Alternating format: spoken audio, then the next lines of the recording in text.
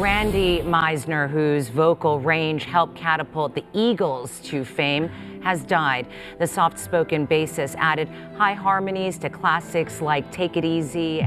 Randy Meisner is gone, and the silence that followed has burst into a storm of hidden truths. Fans everywhere grieve the gentle bass player with the soaring voice, yet the real drama was only starting. Don Henley finally spoke, and his words were far more than a polite farewell. He exposed years of unspoken tension, backstage fights, and private pain that no one had dared to mention. Could their friendship have been a ticking time bomb all along? What Henley revealed ripped away the glittery curtain of the 1970s and forced the world to rethink everything it knew about Meisner. Randy Meisner was born on March 8, 1946 in Scottsbluff, Nebraska. A flat farming town where the loudest sound at night was the wind brushing dry corn leaves. There were no spotlight shows or fancy studios in sight. Only radios crackling with Elvis Presley, Little Richard, and the Everly Brothers. The young boy felt a spark every time those voices echoed through his family kitchen. He tried guitar first, yet the moment he picked up a bass, he felt thunder roll through his chest. There's something special about playing bass, Meisner. One said, "You're not just playing an instrument, you're connecting with the music, keeping everything running smoothly." That spark could not stay fenced in by cornfields. Randy packed his bass and headed for Los Angeles in the roaring 60s. The city was a wild maze of smoky bars full of hungry bands, and recording rooms where dreams were judged within minutes. Talent opened doors, but cutthroat rivalry slammed many of them shut just as fast. Meisner struggled through tiny gigs and cheap motels, yet his sound caught ears inside a short-lived group called the Poor. That taste of notice pushed him onward. Soon he joined Poco, the daring country rock project started by Richie Furay and Jim Messina after Buffalo's Springfield crumbled. Poco mixed twang and electric crunch in a way critics had never heard. Randy's clear high notes and driving bass helped build Poco's fresh identity. But trouble erupted right before their debut record dropped. A bitter argument sent him out the door, voice and all, at the worst moment possible. He left with nothing except a determination to find the stage that truly belonged to him. Rick Nelson then hired Randy for the Stone Canyon Band. Nelson was a rockabilly icon who demanded razor-sharp timing every night. Under that strict training, Meisner learned how to survive long tours, polish his tone, and forge a bond with audiences that felt personal every single song. Even so, he still felt like a guest in someone else's story. Fate decided to stir the pot one more time in 1971, when Linda Ronstadt needed players for her upcoming tour. She recruited Meisner along with Don Henley, Glenn Frey, and Bernie Leadon. Their chemistry was electric from the first rehearsal, and once the tour wrapped, the four knew they could build something massive together. That something became Eagles. If Poco was an experiment, Eagles turned into the masterpiece that broke every chart record. They sharpened the country rock blend into radio gold that felt smooth yet powerful. Hidden within that mix was Meisner's untamed range, which many fans forget reached higher than Henley's during the early years. Randy never craved center stage. He preferred the backline shadows where music spoke louder than ego. Yet when the group released Take It to the Limit, his voice exploded through speakers around the globe. Listeners realized Eagles were not just Henley and Frey. There was also Meisner, the quiet talent who could launch emotion into the sky. However, success came with a steep cost. Inside the elegant tour buses and glittering arenas, daggers of ambition stabbed at any hint of weakness. Glenn Frey ruled with fiery confidence. Don Henley used sharp intellect to guide every detail. Randy only wanted to play the songs he loved, but his calm nature clashed with the non-stop power struggle. Day by day, pressure built. The band fought over song choices, money, and who got the spotlight during big television spots. Meisner's reluctance to battle back made him appear weak in the eyes of the two dominant leaders. Every rehearsal felt like walking on broken glass. During that boiling period, the nightly roar for Take It to the Limit became both blessing and curse.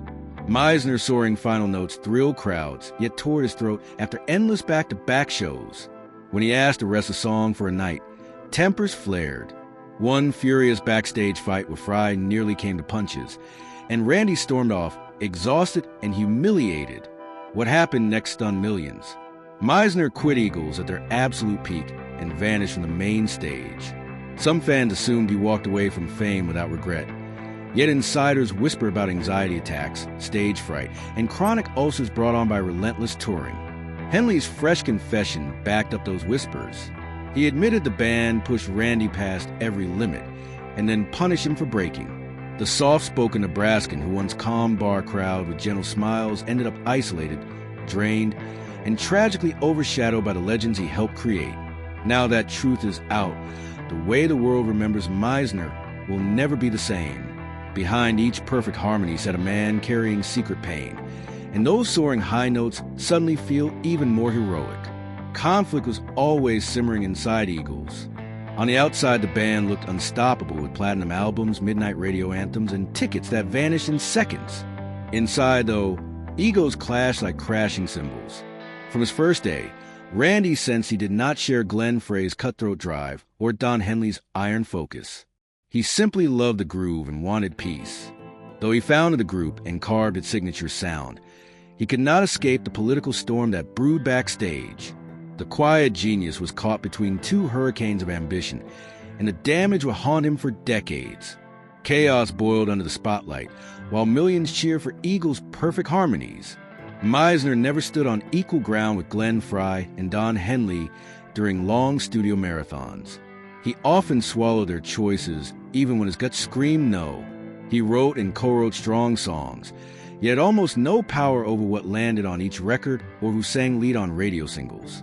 As the band rocketed higher, his influence shrank until it felt invisible. Everything exploded during the huge 1977 tour, the same run that pushed Hotel California into global legend status. Night after night across North America and Europe, the cracks inside Eagles grew wider. One showstopper was Take It the Limit, a giant hit built around Meisner's soaring falsetto. Fans screamed for that high note at every concert. But the endless travel crushed him.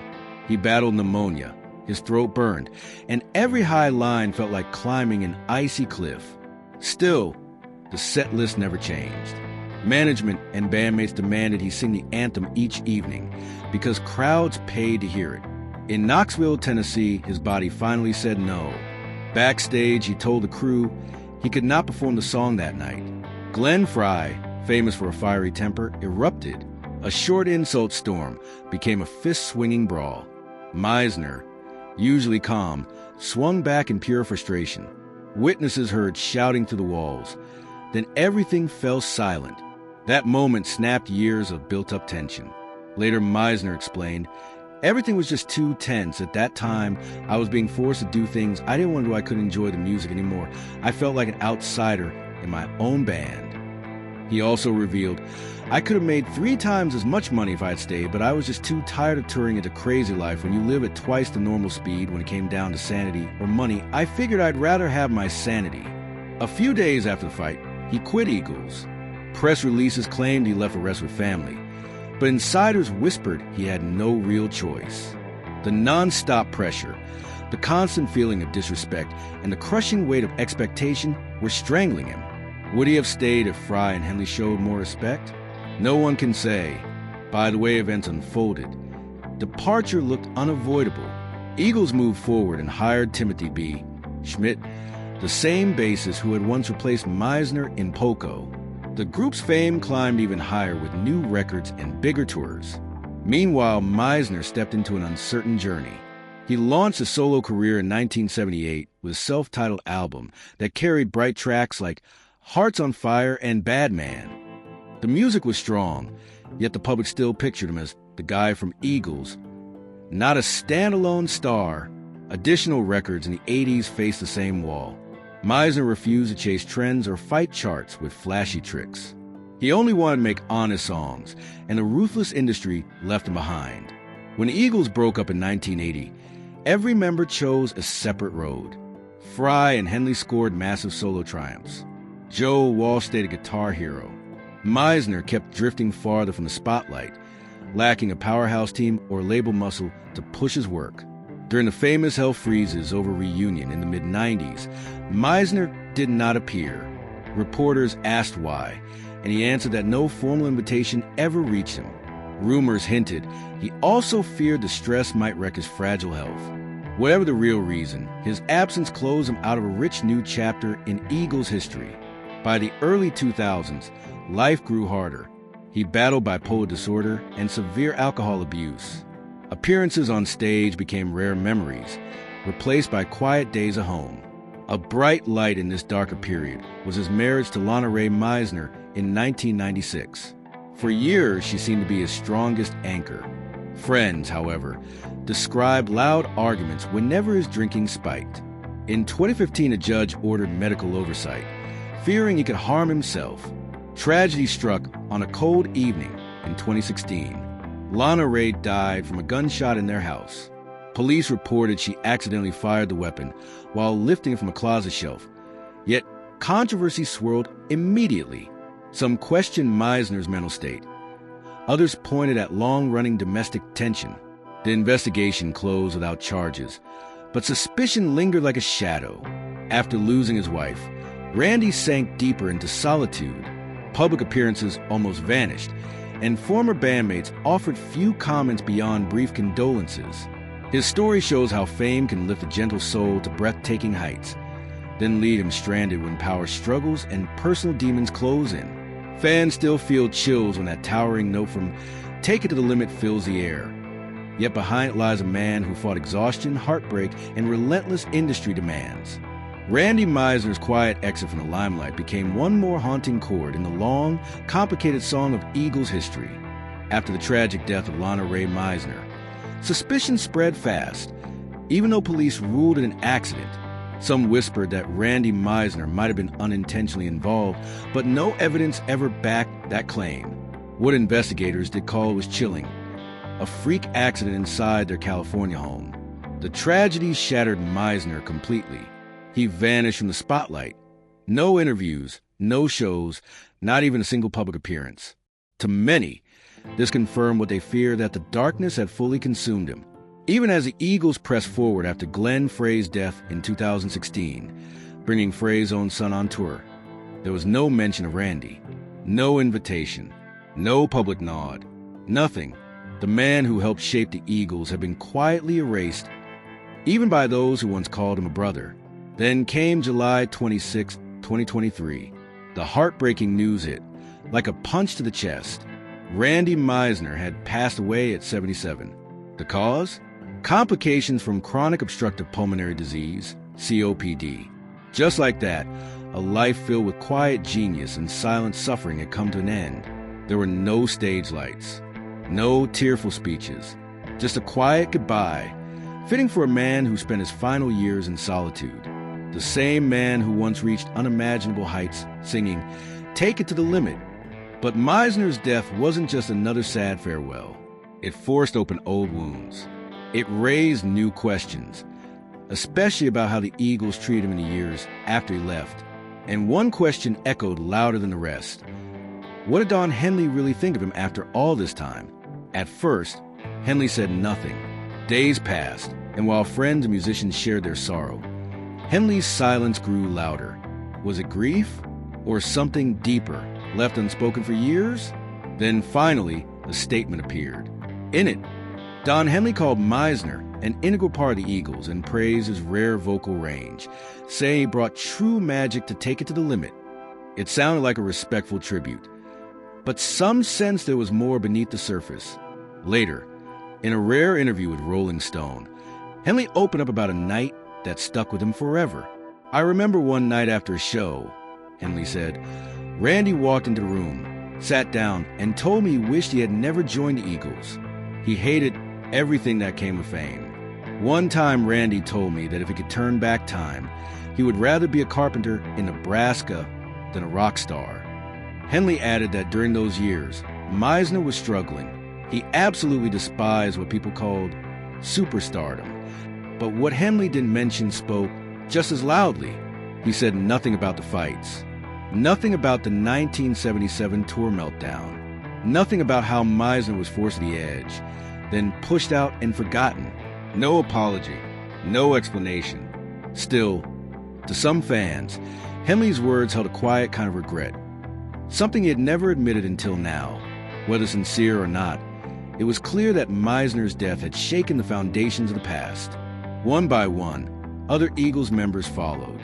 Joe Walsh expressed deep sorrow, calling Randy a talented artist with a remarkable voice. Timothy B. Schmidt, who had once replaced Meisner in both Poco and Eagles, also paid tribute, saying the band's success wouldn't have been possible without Randy's solid foundation. Even those who once clashed with Meisner now spoke of him with kindness and respect. For the first time in decades, the world looked back and saw Randy Meisner for who he truly was. Not just a quiet bassist behind Henley and Fry, but a powerhouse vocalist and emotional core of the band's sound. His biggest legacy? Take It to the Limit. A song that, even today, stirs up goosebumps and standing ovations. After his exit, Meisner faded from the public eye. He wasn't invited to reunion tours. He didn't show up at the band's big milestones.